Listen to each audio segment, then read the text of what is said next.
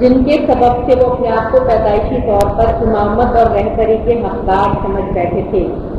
یہودی سمجھتے تھے کہ we are the chosen one, ہم منتخب اللہ کے بندے ہیں، منتخب ہیں، ہماری نسل اعلیٰ ترین نسل ہے، تو اس لیے ہمیں حق حاصل ہے کہ ہم تمام دنیا کے لوگوں کے لیڈر بنے اور ان کی امامت کریں اور رہبری کریں۔ اور آج بھی ان کا یہی رویہ ہے، آج بھی ان کا رویہ نسل پرستی کے حوالے سے یہی ہے کہ وہ اپنے کو اعلیٰ ترین تصور کرتے ہیں اور وہ غیر یہودی کو بالکل اپنے قریب نہیں سمجھتے، جانور کی طرح سمجھتے ہیں، اور وہ یہ چاہتے ہیں کہ ہماری پیدائشی طور سے جو ہمارا حق ہے ان پر حکومت کرنے کا، وہ ہمارے اس راہ میں کوئی رکاوٹ نہ آئے اور ہم ان پر حکومت کرتے رہیں، کیونکہ بھی آپ چوزن ون، ہم اعلیٰ ترین ہیں اور ہمیں اللہ تعالیٰ نے سب سے اعلیٰ نسل میں پیدا کیا ہے۔ سورہ بقرہ میں اس بات کی اور اس رویے کی تردید کی گئی ہے اور بتایا گیا ہے کہ نبی کریم صلی اللہ علیہ وسلم کو جگہ جگہ سب و استقامت کی نصیحت کی گئی ہے اور یہ واضح کیا گیا ہے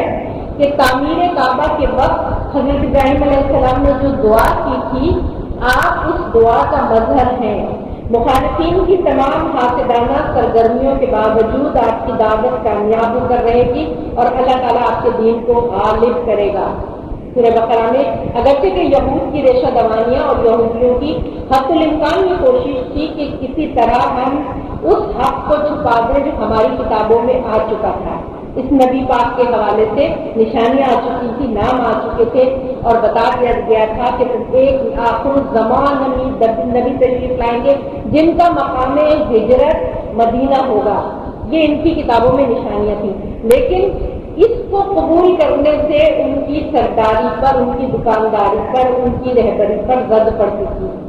ان کی دنیا کے مفادات پر زد پڑتی تھی، اس لیے وہ اس کو قبول کرنے کو تیار نہیں تھے آسانی سے۔ اور انہوں نے حق الامکان حاسدانہ سرگرمیاں اپنی جاری رکھیں کہ کسی طرح مسلمانوں کو تقویت حاصل نہ ہو جائے اور دین اسلام قائم نہ ہو جائے۔ یہ سورہ بقرہ میں اس ٹاپک کو بھی باقاعدہ ڈیل کیا گیا ہے۔ اس ضمن میں ان کو جگہ جگہ یہود کی ان حاسدانہ سرگرمیوں سے بھی آگاہ کیا گیا ہے جو مسلمانوں کے دلوں میں شکوک پیدا کرنے، ان کو برگلانے اور ان کو آخری بیسر کی نعمتوں سے محروم کرنے کے لیے ان کی طرف سے کی جا رہی تھی کہ مسلمانوں کے دلوں میں شکوک و شبہات ڈالتے رہیں کہ یہ اپنے دین کے حوالے سے، تاکہ ان کی برتری اور ان کی لیڈری قائم رہے۔ یہ یہودیوں کی سرگرمیاں تھیں جو مدینے میں جن کا سامنا نبی اکرم کو مدینے میں تھا۔ پہلے تو یہود کو واضح طور پر دعوت دی گئی کہ وہ اس نبی پر ایمان لائیں جن کی بعثت کی نشانیاں ان کی اپنی کتاب توریت میں بھی موجود ہیں۔ پھر ان کو بتایا گیا کہ جو عہد ان سے لیا جا چکا ہے اس کی خلاف ورزی نہ کریں۔ میثاق بنی اسرائیل بہت مشہور یہ لفظ میثاق کے طور پہ استعمال ہوتا ہے، ان سے وعدہ لیا گیا تھا، ابھی ہم آگے دیکھیں گے کہ وہ کیا وعدہ تھا، کیا عہد تھا۔ اس کی خلاف ورزی نہ کریں اور دنیا کے فائدے کے لیے حق کو نہ چھپائیں، کتمان حق نہ کریں اور حق و باطل کو گڈمڈ نہ کریں اور جہاد نفس اور صبر میں جہاد سے مدد حاصل کریں۔ اس کے بعد یہ واضح کر کے بتا دیا گیا کہ اللہ کے قرب کا ذریعہ ایمان اور عمل صالح ہے، اور اس غلط فہمی سے باز رہیں کہ ان کی فضیلت صرف اس وجہ سے ہے کہ وہ حضرت ابراہیم اور حضرت یعقوب کی اولاد میں سے ہیں، اور یہود اس غلط فہمی میں مبتلا تھے جس کی وجہ سے خاندان اور نسل بن کر رہ گیا تھا۔ یہاں پر ان پر واضح کر دیا گیا جو بھی فضل تم پر ہوا وہ اللہ تعالیٰ کی طرف سے ہوا، اور جو فضل بھی تم پر ہوگا وہ اللہ تعالیٰ کی طرف سے ہوتا رہے گا۔ اس پر تم نے اللہ نے تم پر بہت بڑے بڑے فضل کیے ہیں، تمہاری ناشکریوں پر تمہیں بار بار سزائیں بھی دی ہیں، اس لیے وہم میں مبتلا ہو کر حقائق سے منہ نہ موڑو۔ یہ یہودیوں کو بار بار بتایا جا رہا ہے، یہودیوں کو تنبیہ کی جا رہی ہے، اور ان کو سورہ بقرہ میں یہود کی عہد شکنی کی پوری تاریخ بیان ہوئی ہے کہ کس طرح انہوں نے اپنے عہد کو توڑا اور اپنے میثاق سے منہ موڑا، اور کس طرح عہد شکنی کی عادت شروع ہی سے یہودیوں کی سرشت رہی ہے، اور وہ کن کن مشغلوں میں مبتلا ہو کر خدا اور شریعت سے دور ہو گئے تھے اور کتاب خدا کو بالکل پس پشت ڈال دیا تھا، اور اللہ سے کیے ہوئے تمام عہد و پیمان توڑ دیے تھے، جس کی وجہ سے اللہ نے انہیں یہ بتایا کہ اب یہ ضرورت ہے کہ انہیں منصب امامت سے معزول کر کے یہ امانت ان کے سپرد کی جائے جو اس کے اہل ہوں. یعنی اسلام کے آنے کے ساتھ یہودیوں کی جو امامت کی جو ان کی پوزیشن تھی اس سے انہیں معزول کر دیا گیا اور یہ عہدہ امت مسلمہ کے حوالے کیا گیا. یہ ماضی کی امت مسلمہ تو یہودی تھے، جیسے میں نے پہلے عرض کیا. یہ لوگ پہلے سے صاحب نبی اور صاحب کتاب تھے. ان کو آسمانی کتابوں کے لب و لہجے کا بھی علم تھا. توریت ان کے پاس تھی، نبیوں کے واقعات، نبیوں کے معجزات، من و سلوا، حضرت موسیٰ علیہ السلام کا عصا، حضرت موسیٰ علیہ السلام کا ید بیضا، کوہ طور، اللہ سے کلام کرنا، یہ سب چیزیں بہت ان کے پاس روحانی علم بہت زیادہ تھا اور توریت کا علم تھا. تو صاحب کتاب تھے یہ لوگ. لیکن ان کے بگاڑ کی نوعیت اتنی شدید ہوئی کہ اتنا علم، اتنا حق کا علم رکھنے کے باوجود دنیاوی مفادات کی خاطر اس کو چھپا دیا. اور اس کی سب سے زیادہ اس کی بابت یہاں پہ ذکر کیا گیا ہے کہ اپنی کتاب یعنی موسیٰ پر نازل ہونے والی توریت میں جو احکام الہی تھے، ان احکام سے وہ اس حد تک روگردانی کرتے تھے کہ آہستہ آہستہ انتہائی چالاکی سے انہوں نے اپنی حکومتوں کے دوران اس آسمانی کتاب میں بھی تحریف اور ترمیم کرنی شروع کر دی تھی تاکہ لوگوں کو یہ بتا سکے کہ وہ جو کچھ کر رہے ہیں عین کتاب کے مطابق کر رہے ہیں. تو یہ یہودیوں کی تنبیہ یہاں ہو رہی ہے اور اس میں یہودیوں سے یہ کہا جا رہا ہے کہ اب ہم ایسا مکمل آئین اور ضابطہ بھیجیں گے اور وہ کتاب بھیجیں گے کہ جس کی حفاظت ہم خود کریں گے. اس سے پہلے تمہارے خود میں اس کی حفاظت تھی اور تم نے اس کی حفاظت نہ کی اور تم نے اس کو بدل دیا اور تحریف کر دی اس پیغام الہی کو. یہ لوگ حقیقت میں بگڑے ہوئے مسلمان تھے. یہودی حقیقت میں بگڑے ہوئے مسلمان جن کی بدعتوں، ترمیموں، نئے رسم و رواج، فرقہ بندیوں، خدا فراموشی اور ضد مال کی وجہ سے وہ اس حد تک ان میں سماجی اور اخلاقی گراوٹ آ چکی تھی کہ وہ اپنا اصلی نام مسلم بھی بھول گئے تھے. یہودیوں کا اصلی نام مسلم تھا لیکن وہ اپنا نام مسلم بھول چکے تھے اور محض یہودی بن کر رہ گئے تھے اور اپنے دین کو انہوں نے محض بنی اسرائیل کی آبائی وراثت سمجھ لیا تھا. اور سورہ بقرہ کے ذریعے اللہ تعالیٰ نے حضور کو یہ پیغام دیا کہ ان بدبختوں کو اپنے اصلی دین کی طرف آنے کی دعوت دیجیے کہ جو دین محمد لائے ہیں یہ وہی دین ہے جو موسیٰ لائے تھے، یہ وہی دین ہے جو عیسیٰ لائے تھے، یہ وہی دین ہے جو ابراہیم لائے تھے. یہ بتایا گیا ہے اور اس میں پہلے 15-16 رکوع اسی دعوت پر مشتمل ہیں. اور ان آیات میں یہ بات بالکل آئینے کی طرح واضح ہے کہ جب ایک پیغمبر کی امت میں بگاڑ پیدا ہوتا ہے تو اس کی کیا نوعیت ہوتی ہے اور وہ کتنا شدید ہوتا ہے اور اس کے لیے پھر کتنی وعید ہے. اور رسمی دینداری کے مقابلے میں حقیقی دینداری کا عمل اور کردار سے کیا تعلق ہے. یہاں یہ لمحہ فکریہ ہم سب کے لیے ہے. ہم سب اس میں مبتلا ہیں کہ رسمی دینداری ہمارے یہاں بہت ہے لیکن حقیقی دینداری کی طرف جب ہم آتے ہیں تو ہم خوف زدہ ہو کے پیچھے ہو جاتے ہیں. حالانکہ دین ہمارے لیے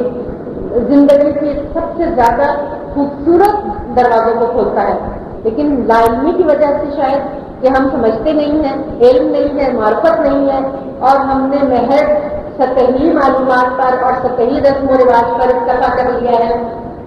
جس کی وجہ سے دین کی روح ہمارے یہاں سے کم ہو رہی ہے. یقیناً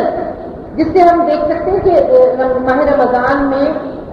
درس قرآن اور اس کی برکات اور اس کا علم اور اس کی فضیلت، لیکن ہم میں سے بہت سے لوگ اس فضیلت سے محروم رہتے ہیں نا. یہ کیوں؟ اس لیے کہ ہم رسم و رواج میں زیادہ ہیں اور حقیقی علم اور حقیقی دین اور حقیقی معرفت کو حاصل کرنے میں جو ایفرٹ، محنت اور کوشش کرنی چاہیے اس کے لیے بھی بہت محنت کی ضرورت ہے. انشاءاللہ محمد والے محمد کے صدقے میں پروردگار ہمیں اس فرش اعضا کے صدقے میں ہمیں یہ توفیق عطا ہو کہ اپنی معرفت کے دروازوں کو کھولیں اور اپنے آپ کو آگے بڑھائیں، روحانیت حاصل کریں اور قرآن اور صاحب قرآن سے اپنا تمسک مضبوط رکھیں اور وہ عروۃ الوثقی جس کے لیے حضور نے فرمایا تھا کہ ان کی تاریخ کی مستقل ہے کتاب اللہ کی کتاب اور اپنے عطرت اہل بیت، تو عطرت اہل بیت کے ساتھ اللہ کی کتاب کو بھی مضبوطی حامی رکھیں۔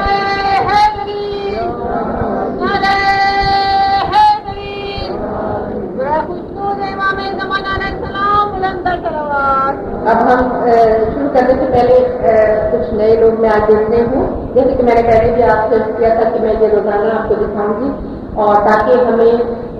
سورہ بقرہ جب ہم گھر جا کے پڑھیں تو ہم اسے اچھی طرح سمجھ سکیں۔ یہاں 10 دن میں نہ میں آپ کو پوری طرح سمجھا سکتی ہوں نہ بتا سکتی ہوں، لیکن جو میں نے جو چارٹ بنائے ہیں، امیجز بنائے ہیں، ملٹی میڈیا کے پریزنٹیشن ہے، وہ اسی لیے ہے کہ آپ کے ذہنوں میں ایک تصور سورہ بقرہ کا ہو جائے اور ایک خاکہ ہو جائے کہ اس کے مضامین کیا ہیں، تاکہ جب آپ گھر جا کے تفسیر اور ترجمے سے مطالعہ کریں تو آپ اچھی طرح سمجھ سکیں۔ لہٰذا یہاں یہ دیکھیے تھوڑی سی کوشش میں نے کی ہے کہ سورہ بقرہ کے مضامین، توحید اور اس کے متعلقات، توحید، آیت الکرسی۔ آیت الکرسی اللہ کا بزنس کارڈ ہے۔ ان دنوں سے قرآن کا ایک تحفہ یہ جملہ لے کر جائیے گا، سارے پورے 11 مہینے آپ کو کام آئے گا۔ شفاعت،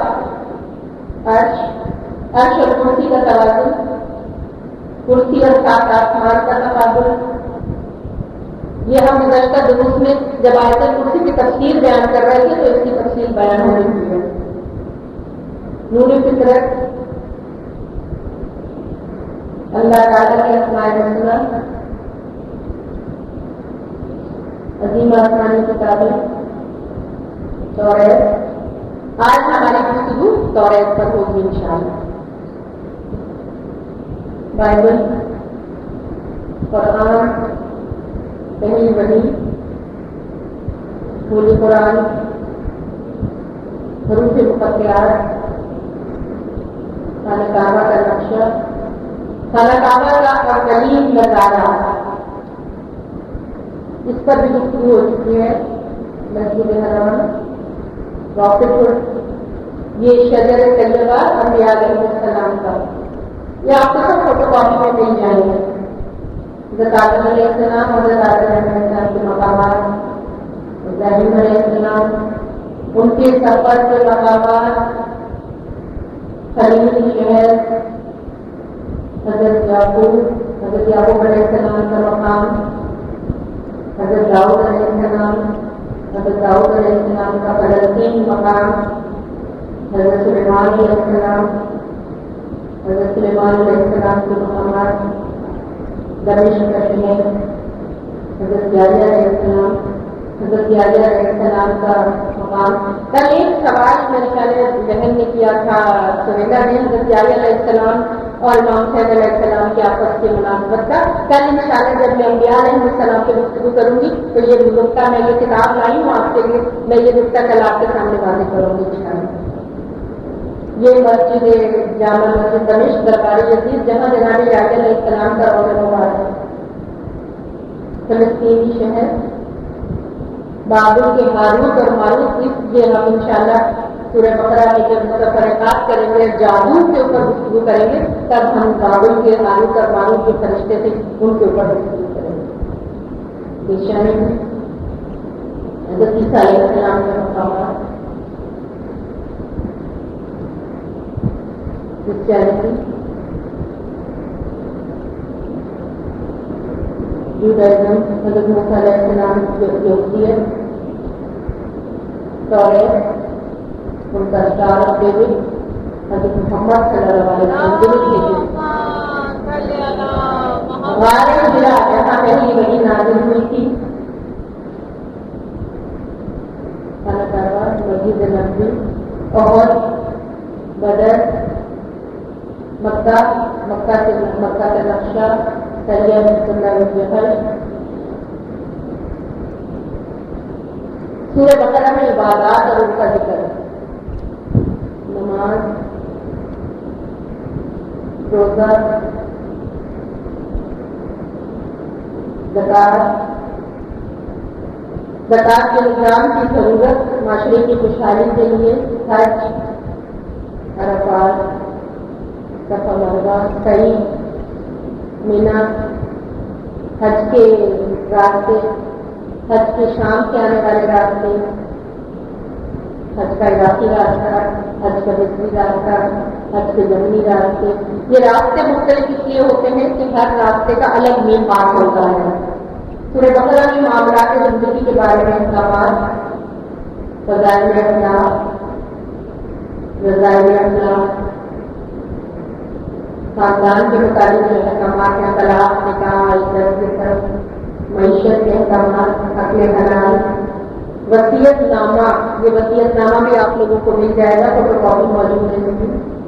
انجل کے مطابق بھی ہے، ٹائم آپ کر کے یہ ہم انشاءاللہ ایسا کریں گے. اور دیگر مضامین ذرا ان کو بلا دیجیے کہ توریت پہ لا کے اس کو فوکس کریں. جیسے میں نے پہلے بیان کیا، یہ پریزنٹیشن میں نے بچوں کے لیے خاص طور سے کہ نوجوان بچے اسی شوق میں آئیں اور ذرا قرآن حکیم سے اپنا تعلق قائم کریں اور ایک رابطہ قائم کریں تاکہ آئندہ اس کو سیکھ سکیں. اب ان آیات کی تلاوت اور ان آیات کو انشاءاللہ سمجھنے کی کوشش کریں گے جس میں اہل کتاب کا ذکر ہے، اہل کتاب کے باغیانہ رویے کا ذکر ہے، قرآنی آسمانی کتابوں کے ذکر ہے کہ پروردگار عالم نے اپنی ہدایت کس طرح وقتاً فوقتاً اپنے نبیوں کے ذریعے بھیجی اور کتابیں بھی بھیجی، اور کس طرح ان کتابوں کے جو علماء تھے یعنی ان کتابوں کی حفاظت کرنے والے تھے وہ ان کی حفاظت نہیں کر پائے. اور اسی لیے پھر اس کے بعد جب قرآن حکیم نازل ہوا تو اللہ تعالیٰ نے فرمایا کہ کہ ہم نے یہ ذکر نازل کیا ہے اور اب اس کی حفاظت ہم کریں گے. کیونکہ گزشتہ وہ تمام تجربات دنیا کے سامنے تھے کہ توریت، انجیل اور زبور کی حفاظت نہیں ہو سکی، تو قرآن حکیم کی حفاظت کا ذمہ اللہ نے خود لیا. اور پھر کس طرح قرآن حکیم کی حفاظت ہوئی، کبھی کربلا کے ذریعے، کبھی شام کے ذریعے، کبھی دربار یزید میں. اور 11 ائمہ معصومین تمام اپنے اپنے وقتوں میں قرآن حکیم کی حفاظت جس طرح کرتے رہے، کس طرح قید خانوں میں اور کس طرح مصیبتیں اٹھا کے اور زہر کھا کے اور دشمنیاں کتنی تکلیفیں اٹھا کے، یہ سب قرآن حکیم کی حفاظت تھی. اور یہ سب وہ وعدہ الہی تھا کہ انا نحن نزلنا الذکر وانا لہ لحافظون، کہ ہم ہی نے یہ ذکر نازل کیا ہے اور ہم ہی اس کی حفاظت کریں گے. تو اس نے اپنے منتخب نمائندوں کو اس کی حفاظت پر مامور کیا.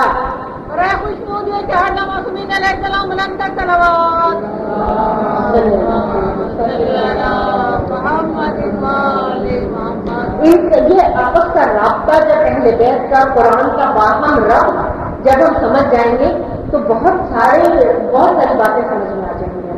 بہت سارے سوالات جو ہمارے ذہنوں میں ہوتے ہیں وہ ہمارے جب سمجھ میں آئیں گے جب ہم ائمہ معصومین کا اور قرآن کا باہمی رابطہ، اور جب ہم دیکھیں گے کہ قدیم میں جو من کن تو مولا ہو فاضا علی مولا کا جو حکم تھا وہ کس لیے تھا، وہ اسی لیے تھا کہ اس قرآن کے مطابق عمل کرنے میں آئندہ آنے والے زمانے میں جو مشکلات پیش آنے والی ہیں وہ یہ ولی ہے جو تمہیں تمہارا ہاتھ پکڑ کے لے جائے گا اور جو تمہیں مشکلات سے نکالے گا، جو تمہیں علم کی راہیں تمہارے لیے کھول دے گا. اور جب اس کو پس پش ڈال دیا گیا تو امت مسلمہ جس مصیبت کا شکار ہوئی اس کی وضاحت کرنے کی ضرورت ہی نہیں ہے. آج آپ کے اور میرے سب کے سامنے ہے وہ بات. یہی وجہ ہے نا کہ وہ منبع، وہ مرکز نور جس کے اوپر آپ نے جس کو ڈھک دیا، جس کو پس پش ڈال دیا، تو آپ کو صحیح ہدایت کہاں سے ملے گی؟ وہ کنفیوژن اور خلفشار تو رہے گا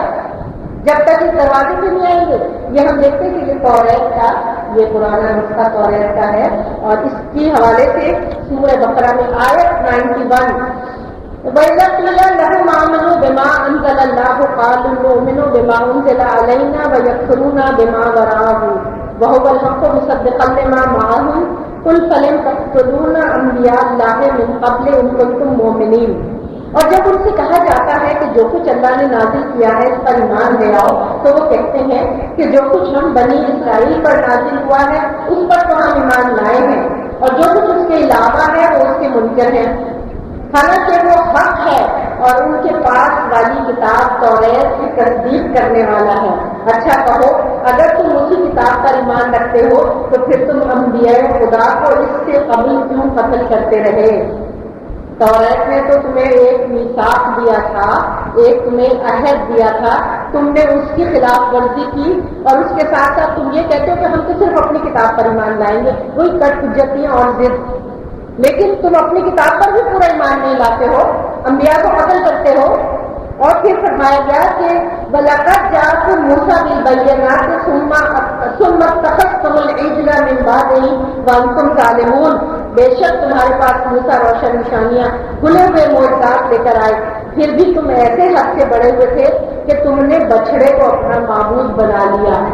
کل انشاءاللہ حضرت موسیٰ علیہ السلام انبیاء علیہ السلام کے حالات پر جو گفتگو ہوگی کل پرسوں، اس میں پھر ہم تفصیل سے دیکھیں گے کہ یہ بچڑے کا کیا قصہ تھا، کہ بنی اسرائیل میں کس طرح جب حضرت موسیٰ علیہ السلام کو حضور پر گئے تھے تو ایک بچڑا بنایا سونے کا اور اس کی پرستش کرنے لگے، اس کو خدا بنا لیا۔ کل اس پر گفتگو ہوگی، آج ہم اس عہد پر گفتگو کرتے ہیں۔ وَإِذَا أَخَذْنَا مِيثَاقَكُمْ وَرَفَعْنَا فَوْقَكُمُ الطُّورَ خُذُوا مَا آتَيْنَاكُمْ بِقُوَّةٍ وَاسْمَعُوا قَالُوا سَمِعْنَا وَعَصَيْنَا وَاشْرِبُوا فِي قُلُوبِهِمُ الْعِجْلَ بِكُفْرِهِمْ قُلْ بِئْسَمَا يَأْمُرُكُمْ بِهِ إِيمَانُكُمْ إِن كُنتُم مُّؤْمِنِينَ۔ پھر ہم نے تم سے عہد لیا اور تم پر کوہ طور کو بلند کیا تاکہ جو کچھ ہم نے تمہیں دیا ہے اسے تم مضبوطی سے پکڑ لو اور کان کھول کر سنو۔ اس پر انہوں نے کہا سن تو لیا ہم نے مگر ہم مانیں گے نہیں۔ یہ یہودیوں کی اور بنی اسرائیل کی ایک خاص عادت تھی کہ ہم نے سن لیا مگر ہم مانیں گے نہیں، اور ان کے انکار کی سبب ان کے دلوں میں بچڑے کی محبت ایسی بسی ہوئی تھی۔ کہو اگر تم مومن ہو تو یہ تمہارا عجیب ایمان ہے جو ایسی بری حرکتوں کا تم سے تقاضا کرتا ہے۔ بنی اسرائیل نے کہا ہم نے سن لیا مگر مانیں گے نہیں، ہم مانیں گے وہی جو ہمارا دل چاہتا ہے، کیونکہ ہمیں تو بچڑا بہت پسند ہے، ہم بچڑے کی عبادت کریں گے جو ہم نے سونے سے بنایا تھا، سامری نے بنایا تھا، اس کے منہ میں حضرت جبرائیل علیہ السلام کے قدموں کی خاک لے جا کے ڈال دی تھی، جس کی وجہ سے اس میں سے آواز آتی تھی اور وہ سمجھتے تھے کہ یہ زندہ ہے، اور اس کی وجہ سے اس کو پرستش کرنے لگتے تھے۔ قل ان كانت لكم الدار الاخرة عند الله خالصة من دون الناس فتمنوا الموت ان كنتم صادقين، مشہور آیت مبارکہ سورہ بقرہ کی، وَلَن يَتَمَنَّوْهُ أَبَدًا بِمَا قَدَّمَتْ أَيْدِيهِمْ وَاللَّهُ عَلِيمٌ بِالظَّالِمِينَ۔ ان سے کہو اگر واقعی اللہ کے نزدیک آخرت کا گھر تمام انسانوں کو چھوڑ کر صرف تمہارے ہی لیے مخصوص ہے، کہتے تھے نا کہ ہم مخصوص ہیں، we are the chosen one, اگر صرف تمہارے لیے ہی مخصوص ہے تو تب تو تمہیں موت کی آرزو کرنی چاہیے، اگر تم اپنے دعوے میں سچے ہو تو، اگر تمہارا یہی دعویٰ ہے تو موت کی آرزو کرو تاکہ وہ نعمتیں جو وہاں تمہارے لیے محفوظ ہے وہ تمہیں جلد از جلد مل جائیں۔ یقین جانو کہ یہ ہرگز اس کی تمنا نہیں کریں گے۔ قرآن نے کہا ان گناہوں کے سبب جو وہ اپنے ہاتھوں سے کر چکے ہیں، اور اللہ ایسے ظالموں کو اچھی طرح جانتا ہے۔ یہ تمنائے موت نہیں کریں گے، تمنائے موت کرنا تو ان لوگوں کا کام ہے کہ جو پوچھتے تھے کہ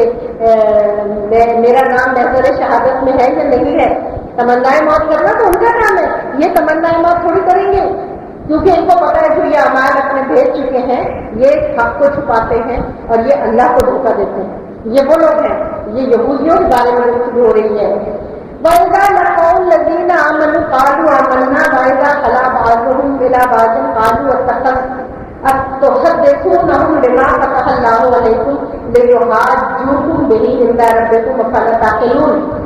جب یہ ایمانداروں سے ملتے ہیں تو کہتے ہیں کہ ہم بھی تو ماننے والے ہیں، اور جب آپس میں ایک دوسرے سے اکیلے میں ملتے ہیں تو کہتے ہیں کہ تم مسلمانوں کو وہ باتیں کیوں بتاتے ہو جو معلومات اللہ نے تم پر توریت میں ظاہر فرمائی ہیں۔ مسلمانوں کو یہ باتیں کیوں بتاتے ہو؟ وہ چاہتے تھے کہ یہ اعزاز، یہ افتخار، یہ نورانی علم، یہ روحانیت صرف ہمارے پاس رہے، ہم مسلمانوں کو کیوں بتائیں گے؟ آپس میں ایک دوسرے کو کہتے تھے تاکہ مسلمان خود تمہارے خلاف خدا کے سامنے حجت پیش کریں، آخر تم لوگ عقل سے کام کیوں نہیں جانتے؟ اولا یعلمون ان اللہ یعلم ما یسرون وما یعلنون، کیا وہ اتنا بھی نہیں جانتے کہ وہ لوگ جو کچھ چھپاتے ہیں، جو کچھ ظاہر کرتے ہیں، اللہ کو تو سب معلوم ہے۔ وہ لوگ یہ سمجھتے تھے کہ ہم چھپا لیں گے اللہ کو سمجھ نہیں آئے گی، معرفت کی کمی، جہالت، زید، نسل پرستی، تکبر، غرور، حسد، یہ ساری باتیں جس کی وجہ سے حجاب ایسا پڑ جاتا ہے کہ وہ مارکیٹ کے راہ میں آگے نہیں بڑھنے دیتا انسان کو. یہ وہ حجابات ہیں جن سے پناہ مانگنی چاہیے, توبہ مانگنی چاہیے اور ہر وقت اپنا محاسبہ کرتے رہنا چاہیے کہ یہ کہیں ہمارے اندر یہ حجابات تو نہیں پیدا ہو رہے ہیں. وَمِنْهُمْ أُمِّيُّونَ لَا يَعْلَمُونَ الْكِتَابَ إِلَّا أَمَانِيًّا وَإِنْ هُمْ إِلَّا يَظُنُّونَ. اور ان میں کچھ ایسے بھی ان پڑھ لوگ ہیں جو کتاب پر تو کچھ علم نہیں رکھتے, بس اپنی بلند و بالا بے بنیاد توقعات آرزوؤں کے لیے بیٹھے ہیں اور محض خام خیالیوں اور بے رحم و گمان باتوں میں مبتلا ہیں. اس سے یہ تفسیر مجموع بیان میں ہے کتاب کے معنی کی معرفت حاصل کرنا ضروری ہے, صرف پڑھ لینا کافی نہیں, اور علماء پر کتاب کی حجت قائم ہے. حضرت امام جعفر صادق علیہ السلام فرماتے ہیں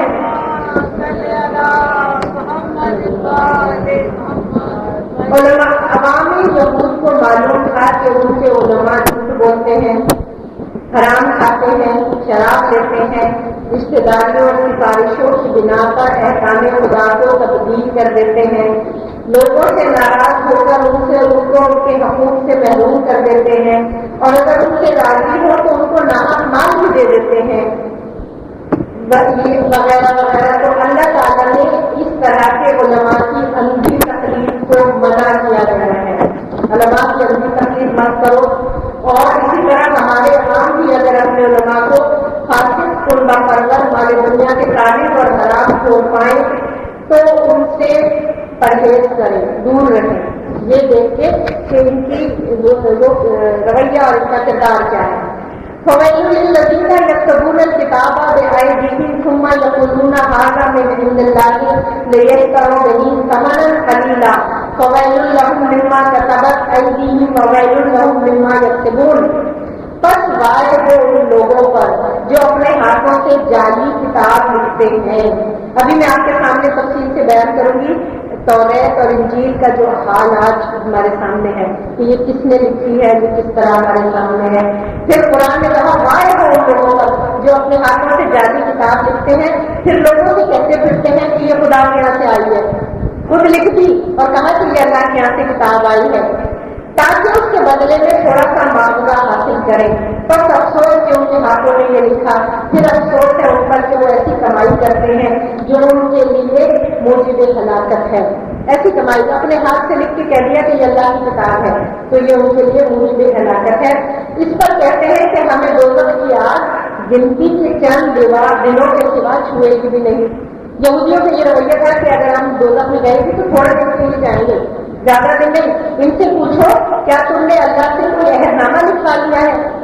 جس کی خلاف ورزیوں کبھی نہیں کرے گا, یا تم کو دل سمجھے بوجھے ایسی بات اللہ کے دل میں کہہ کر ڈال دیتے ہو. اب یہ آیہ مبارکہ میں بتایا گیا ہے کہ توریت اور اس میں تحریف اب کوئی اختلافی اور مذاہبی مسئلہ نہیں. اب سب کو پتا ہے, وہ لوگ بھی مانتے ہیں اس بات کو, یہودی اور عیسائی بھی اس بات کو تسلیم کرتے ہیں. بلکہ کیرن آرمسٹرانگ نے تو بڑی صاف یہ کہا کہ وہ تسلیم کرتی ہے کہ یہ وہ بائبل نہیں ہے جو عیسیٰ علیہ السلام پر نازل ہوئی تھی. تو دوست دشمن سب تسلیم کرتے ہیں کہ یہ کلام الہی نہیں. اس کے دوست زیادہ سے زیادہ یہ کہہ سکتے ہیں کہ یہ خدا رسیدہ انسانوں کی تصنیف ہے, یعنی کہ بہت اعلیٰ مرتبہ کے علماء نے یہ لکھا ہے, وہ ایک الگ چیز ہے. لیکن اللہ کی کتاب یہ نہیں ہے. کسی جانب سے یہودی یہ ہمت نہیں رکھتا کہ تورات کو قرآن مجید کی طرح تنزیل لفظی قرار دے. یہ جلن ہے. کوئی یہودی یہ ہمت نہیں کر سکتا آج کی دنیا میں کہ وہ یہ کہے کہ جو یہ تورات ہے یہ لفظ بلفظ یہ اللہ نے آسمان سے اتاری. یہ طے ہو چکی ہے بات, اس میں کوئی دو رائے نہیں ہے. اور اسی لیے بائبل پر تنقید ایک مستقل فلسفی صورت میں تقسیم ہو چکا ہے. ہر شاخ کے الگ الگ ماہرین پیدا ہو رہے ہیں. الگ سے امید کے لائق یہ کلام کا یہ اعجاز ہے کہ اس نے 1300 سال پہلے ہی بائبل کو محرف پر قابل اعتبار قرار دے دیا تھا. لیکن یہ آج ہم تحقیق کر رہے ہیں نا کہ یہ تبدیل ہو چکی ہے. قرآن کریم نے اس وقت کہہ دیا, سورہ بقرہ نے بتا دیا کہ تم نے اپنی کتابوں کو اپنے ہاتھ سے لکھا ہے اور تم یہ کہہ رہے ہو کہ یہ اللہ کی طرف سے ہے. یہ معجزہ ہے قرآن حکیم کا. پھر اس کی نشانیاں دیکھنے کے بعد بھی تمہارے دل سختی رہے, پتھروں کی طرح سخت. यहूदियों की तरफ, उनके दिलों की सख्ती की तरफ। और यकीनन जो लोग थोड़ा सा रिसर्च में आगे जाते हैं और आज के ज़माने में इल्यूमिनाटी, फ्री मेसनरी और ये रॉथशील्ड और ये न्यू वर्ल्ड ऑर्डर और ये जितनी चीज़ें हमारे सामने हैं, इनको अगर देखते हैं और इनके पीछे जो पॉलिसीज हैं और इनके पीछे जो काम हो रहे हैं उनको अगर देखते हैं तो वाकई पता चलता है कितने सख्त दिल ये लोग हैं। आप 9/11 को उठा के देख लें,